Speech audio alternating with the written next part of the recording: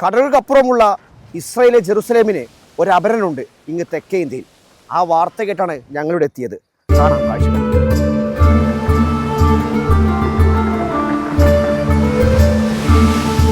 ദൈവം കാക്കും കടൽ തീരം. മണപ്പാട് തീരത്തേക്കുള്ള കവാടം കടന്നാൽ മറ്റൊരു ലോകത്തിലെത്തിപ്പെട്ട അനുഭൂതിയാണ്. കടൽ തീരത്ത് നിലകൊള്ളുന്ന വലിയൊരു മല, അതിനു മുകളിൽ മനോഹരമായൊരു പള്ളി.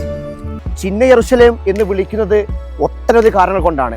അതിൽ ഒന്നാണ് ഈ കാണുന്ന പള്ളികളെല്ലാം. ഈ പ്രദേശത്ത് മൊത്തമായി തന്നെ 14 പള്ളികളും അതോടൊപ്പം തന്നെ 27 കുരിശടികളുമുണ്ട്.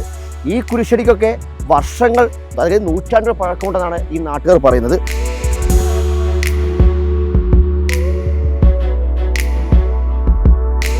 அண்ணா தண்ணி போட கிணறு எங்கே? இங்கே தான் பக்கத்தான அந்த இருக்குல்ல, அந்த கிணறு. ஒரு பெரிய கிணறு, ஒரு சின்ன கிணறு. அந்த மலை ஊத்துல இருந்து வர்றதுனால அந்த தண்ணி வந்து ரொம்ப நல்ல தண்ணியா இருக்கு. அப்ப எல்லாரும் இந்த பக்கத்துல எல்லாரும் ஊர்ல உள்ள எல்லாருமே இந்த தண்ணியை தான் யூஸ் பண்றாங்க.